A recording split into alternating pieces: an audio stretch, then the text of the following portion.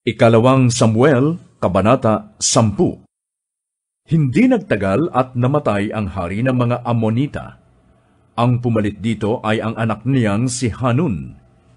Sinabi ni David, "Kakaibiganin ko si Hanun, ang anak ni Nahas, sapagkat kaibigan kong matalik ang kanyang ama. Kaya't nagsugo siya ng mga kinatawan upang makiramay sa kanya.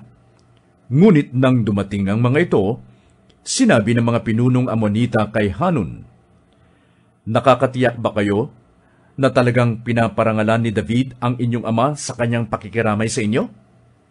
Hindi kaya lihim na nagmamanman lamang ang mga sugong ito para masakop ang lunsod?' Kaya't ipinahuli ni Hanun ang mga sugo ni David, inahit ang kalahati ng kanilang balbas, at ginupit ang kanilang kasuotan hanggang sa balakang. Saka ipinagtabuyan. Nang mabalitaan ni David ang ginawang paghamak na ito, ipinasalubong niya ang kanyang mga sugo, sapagkat sila'y nahihiyang magbalik. Inutusan niyang doon na muna sila sa Jericho, hanggang hindi tumutubong muli ang kanilang balbas. Nang malaman ng mga Amonita na ito'y ikinagalit ni David, umupa sila ng 20,000 kawal mula sa Aram, buhat sa Beth Rehob at Soba. Umupa rin sila ng 1,000 tauhan sa pangunguna ng hari ng Maaka at 12,000 pang taga-Tob. Nalaman ito ni David, kaya't pinalabas niya si Joab kasama ang lahat niyang mandirigma. Dumating naman ang mga Amonita at humanay sa pintuan ng lunsod. Samantala, sa labas ng kapatagan naman, humanay ang mga kawal ng Aram, kasama ang mga tauhan ni Tob at Maaka.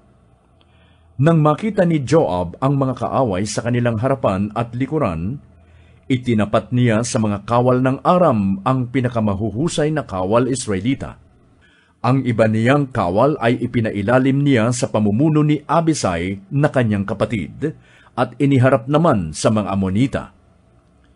Sinabi ni Joab kay Abisai, "Kung hindi namin makakaya ang mga kawal ng Aram, tulungan ninyo kami.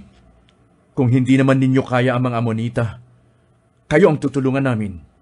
Magpakatapang kayo. Lakasan ninyo ang loob sa paglaban, alang-alang sa bayan at sa mga lunsod ng ating Diyos.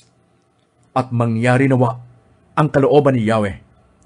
Lumusob sina Joab, at nang malapit na sila'y nagtakbuhan sa takot ang mga kawal ng Aram. Pagkakita ng mga Amonita sa nangyari, umatras na rin sila at pumasok sa lunsod dahil sa takot kay Abisai. Mula sa labanan, si Joab ay nagbalik sa Jerusalem. Nang malaman ng mga taga-Syria na sila ay natalo ng mga Israelita, muli nilang tinipon ang kanilang hukbo.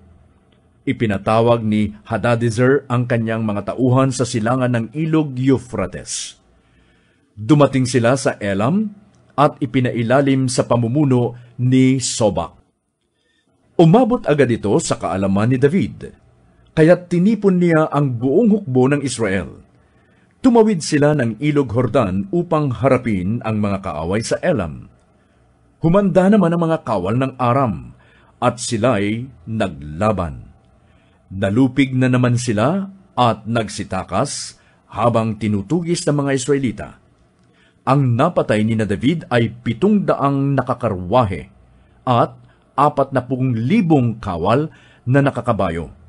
Pati si Sobak ay nasugatan ng malubha at namatay sa pook ng labanan. Nang makita ng mga haring sakop ni Hadadezer na wala silang kalaban-laban sa Israel, sumuko na sila.